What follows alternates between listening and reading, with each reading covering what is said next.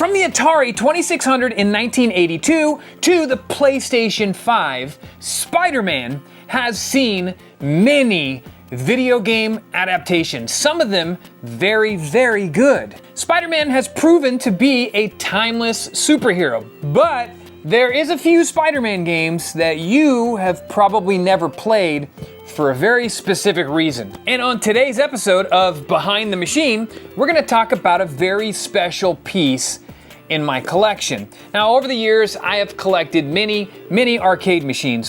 One of the more popular machines that I have in my collection and that everyone has always looked for is, of course, the 4-player X-Men.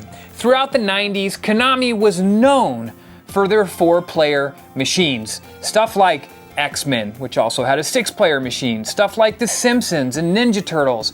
But I think it's easy to forget that in the early 90s, Sega bust onto the arcade scene with the Sega 32 system. Yep, it wasn't just console wars. Sega was in the arcade business as well. And while stuff like X-Men and Ninja Turtles and Simpsons have a special place in my 4-player heart, one that doesn't get talked about nearly enough is Spider-Man the video game by Sega. So you have always wanted an arcade machine for your home collection. Well, buckle up, because this is the video series where I go through every single one of the machines in my collection, tell you where I got it, why I got it, and the one question that everybody always wants to know, just how much I paid for it. And this one has a really special, interesting story behind it. This here is Spider-Man, the video game. Very simply put, much like the PlayStation 4 and PlayStation 5 series that is running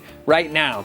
It was just simply titled Spider-Man. And as you can see, it was a 4-player cabinet that was put out by Sega. That's right, Sega did arcade machines. So did Nintendo, so did Atari.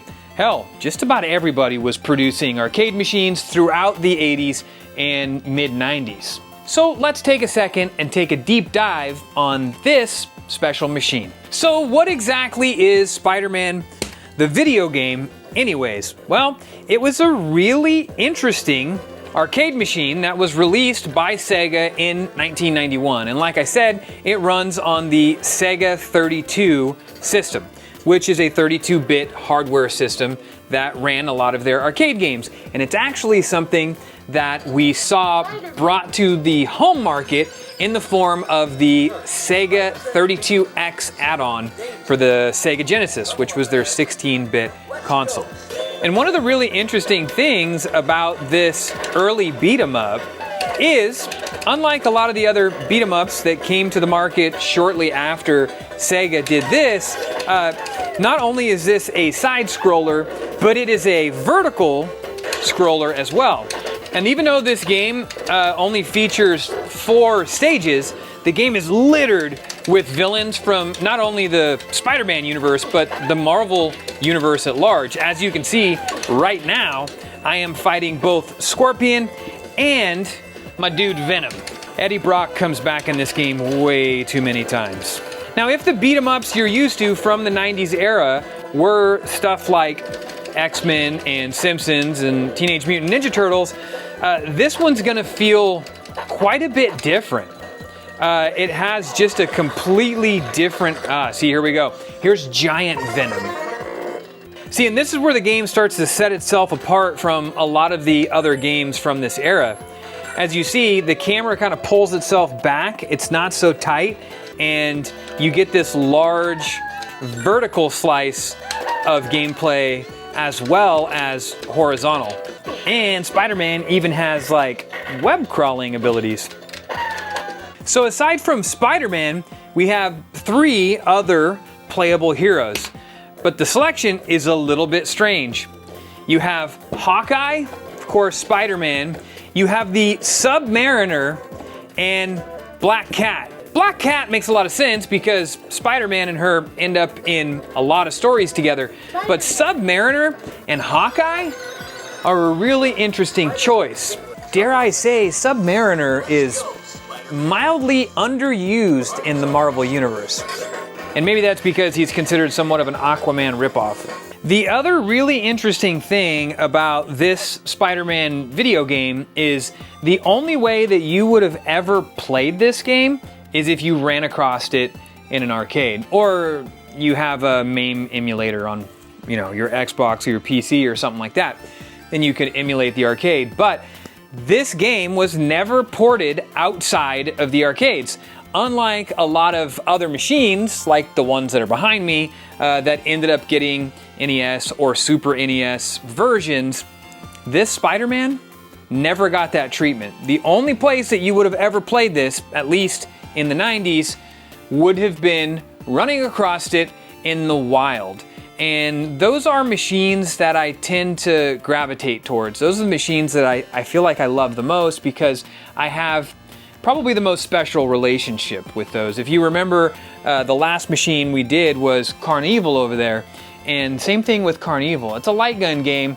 The only place that you could have played it was coming across it in the wild at an arcade. That sort of discoverability in video games just doesn't happen anymore. This was before the internet. So you kind of sort of had to guess or word of mouth to find out where these machines were and how you can get your hands on them.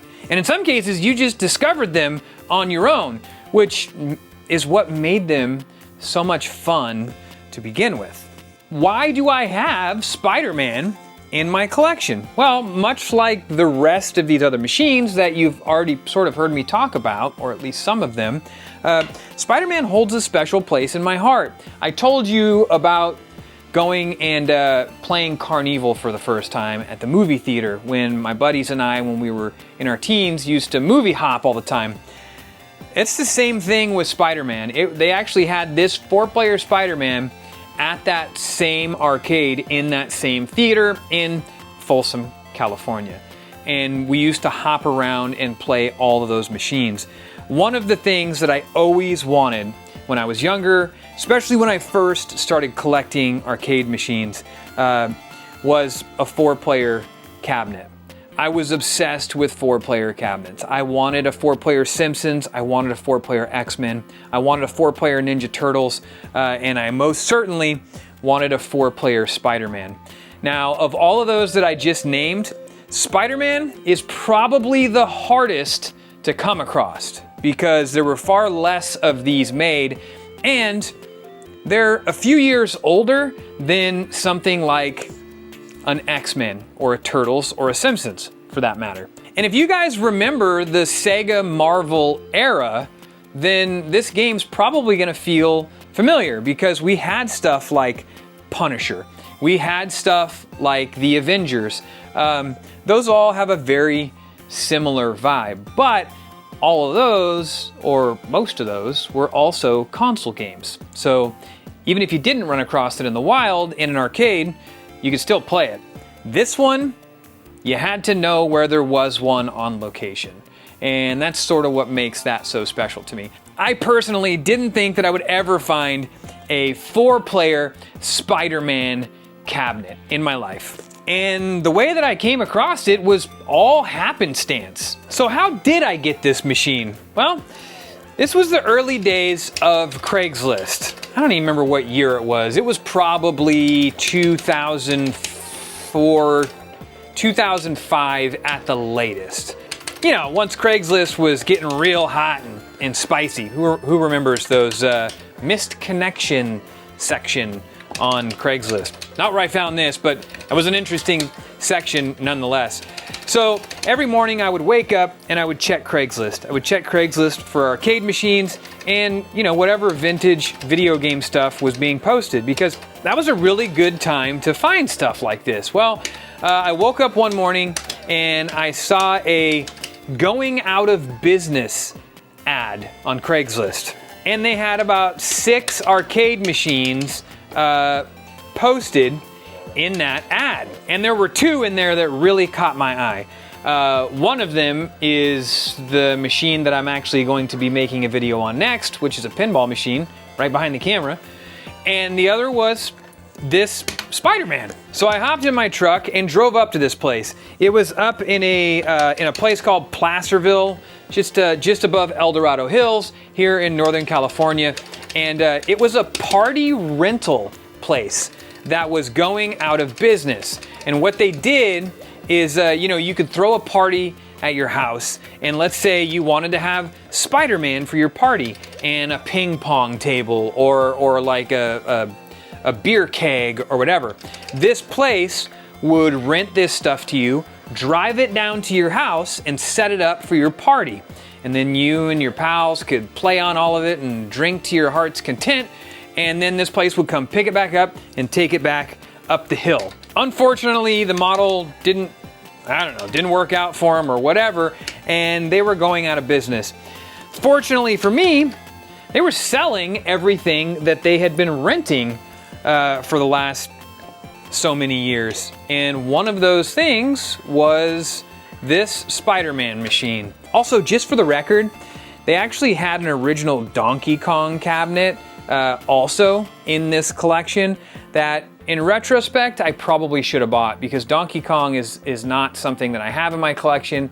And I like Donkey Kong, but it's also a pretty frustrating game, and it doesn't rank super high on my list of most desirable arcade machines for me personally. I understand that it sits among some of the most classic arcade games of all time, but I don't feel like smashing my monitor in every 30 seconds because Donkey Kong is that kind of game. Plus, they were asking a little too much for it. But I did end up buying 3 pieces from that company. Spider-Man being one of them. Now, here we go. Here's the large Venom fight. You ever seen a Venom that large? I must have missed that comic. The pinball machine in question was another one, and I also bought a Row CD100 jukebox because I own multiple jukeboxes for some reason. I don't know, I love them. The only machine out of those 3 that actually worked was this Spider-Man cabinet. All the ramps on the pinball machine that I bought were melted, and that was because they had pulled it outside and it sat in the sun and it just completely warped and melted all the pinball ramps. So I actually got the pinball machine for a super great price, and it's one of my favorite pinball machines I've ever played, and I'm stoked that I still have it in my collection this day. If you want to know what pinball machine that is, you should follow along because that's the video that's coming up next. And then the Row CD100 jukebox I bought for pretty inexpensive because it didn't work. Well, I got it home, I opened up the user manual, learned how to clear the airs, and turns out it works totally fine still to this day. But we're talking about Spider-Man here, right? Spider-Man worked great. So how much did I pay for it? As I told you many times before, if you are patient and you know the right places to look, collecting stuff like this isn't incredibly expensive. I ended up paying $150 for this 4-player Spider-Man. And truth be told, that's sort of me just making a guesstimate because I did buy all 3 of these items as a package deal, and $150 would be me just breaking up all 3 of the items equally. But if you've never played a Sega Spider-Man arcade machine, well, let's take a look at it. So this here is my beautiful 4-player Spider-Man arcade machine. This panel right here is the reason I fell in love with 4-player machines to begin with. I love the fact that you and 3 of your pals could stand at this panel all together and beat this game. There's something really awesome about that. Now, this machine is an original cabinet. It was not a conversion, so that means the original game for this cabinet is Spider-Man. As you can see, I still have all of the side art on it, which is still in pretty beautiful shape. And the T-molding is red. I didn't change it. Unlike the X-Men, which I did change to yellow to match the X-Men motif, this one actually did come already with red T-molding. As you can see, I have beautiful artwork on both sides. There really wasn't any damage to this machine when I got it. It was as beautiful then as it still is now. I think maybe I don't remember if I even painted this one. The only thing that it did have, obviously it had the deadbolts on it, which is something that just about every arcade machine has, because they used to put these bars across here so people didn't break into the machines and steal all the quarters. The one downside to 4-player cabinets is this panel is extra wide. And even though this is a 27-inch CRT that's in here, when you look at the actual size of the machine versus the size of the control panel, this thing don't fit through doors. So what you have to do when you move these is you have to remove this whole panel, which actually isn't very hard at all. It's just this bolt here, and there's another bolt over here, and this whole panel comes off, and they just plug in. So it's not the most difficult thing in the world. And while I have gotten used to moving around arcade machines over the years, it's not something that I find a ton of fun. So that is the story behind the machine, SpiderMan, the arcade game. Why I have it in my collection, how I got it, and how much I paid for it. And like I've said before, collecting arcade machines isn't really as expensive as you think. Really, the biggest burden of owning an arcade machine is A, working on them when they eventually fail, because they all have multiple fail points and they all fail multiple times a year. And just the overall size. Like I said, I really don't love moving these machines around all that much. And now that we've talked about 2 of the 4-player cabinets in my collection, I want to know from you growing up, what was your favorite 4-player or 6-player arcade machine? If you could have one in your house, which one would you choose? And if you missed the last episode, which was on Carnival over here, you should check that out right here. And while you're at it, don't forget to subscribe right here so you don't miss the video on the pinball machines, which are coming up next. And until next time, enjoy the journey.